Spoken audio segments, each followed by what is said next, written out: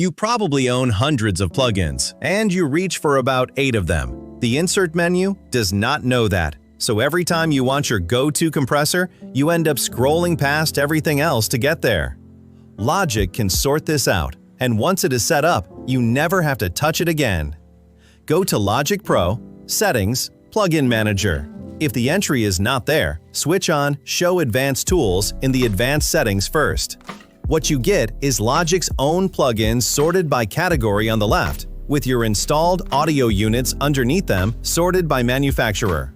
If you came over from another DAW, this is also where you find out that Logic only loads audio units, so your VST plugins turn up here as their AU versions. At the top of the category column, there is a plus button. Click it, type a name, press return, and you have your own folder. Call it Favorites, or split it by the way you actually work, so one folder for your orchestral instruments and another for mixing. Now drag your plugins in.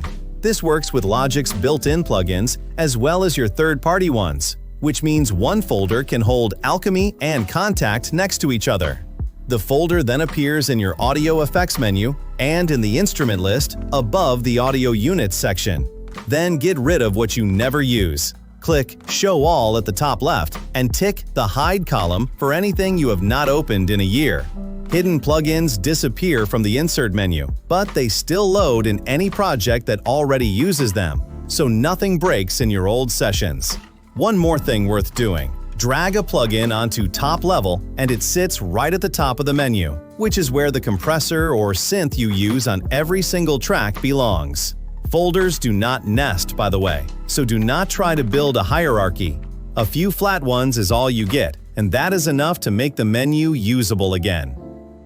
If you want to learn more, I teach the full Logic Pro workflow inside my school community, from empty project to finished track. Link in the description.